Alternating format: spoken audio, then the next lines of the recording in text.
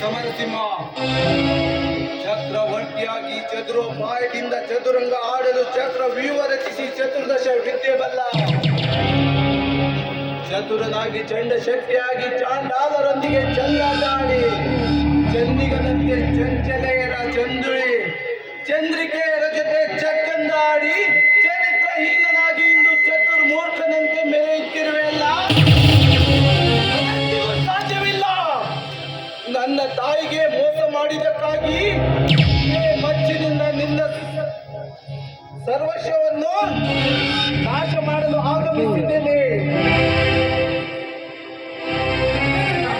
ರಣರಂಗದಲ್ಲಿ ಧೀರನಂತೆ ಕೈಯಲ್ಲಿ ಮಚ್ಚಿ ಹಿಡಿದು ಆವೇಶ ಆಕ್ರೋಶದಿಂದ ನಿಂತಿರಲ್ಲ, ಯಾಕಣ್ಣ? ಏನಾಯ್ತಣ್ಣ?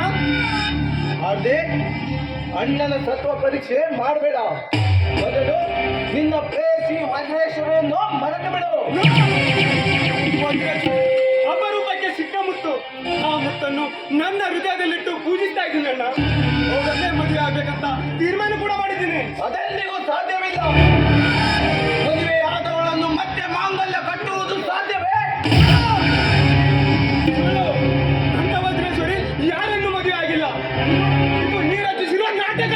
ನಾಟಕ. ಆ ವಜ್ರೇಶ್ವರಿ ಮೋಸಗಾರ್ತಿ, ವಂಚಿಕೆ, ತಂದೆಗೆ ತಕ್ಕ ಮಗಳು. ಸ್ವಾಮಿಯಲ್ಲಿ ಸಿಲುಕಿ ಕೊಚ್ಚಿ ಹೋಗಬೇಡ. ಪುಷ್ಪದ ಪರಿಮಳವನ್ನು ತುಂಬಿ ಬಲ್ಲುದಲ್ಲದೆ ಕಡೆಯಲ್ಲಿ ದಾಡುವ ನೂರಜು ಬಲ್ಲುದೆ. ವಜ್ರೇಶ್ವರಿಯ ಹೃದಯ ಪ್ರವೇಶಿಸಿ ಅವಳ ಸೌಂದರ್ಯ ಸವಿದ ಪ್ರೇಮಿ ನಾನು ಅಣ್ಣ, ಪ್ರೇಮಿ. ಅವಳು ನಿನ್ನ ಮನಮೆಚ್ಚಿದ ಪ್ರೇಸಿಯಾಗಿರಬಹುದು, ಆದರೆ ಅವಳ ತಂದೆ ನಮ್ಮ ನೆಮ್ಮದಿಯ ಶತ್ರು.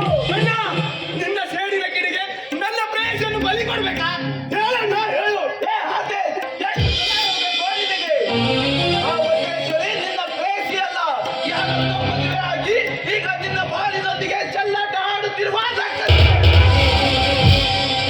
ನನ್ನ ವಜ್ರೇಶ್ವರಿ ಅಂತವಳಲ್ಲ ಅಣ್ಣ, ಅಂತವಳಲ್ಲ.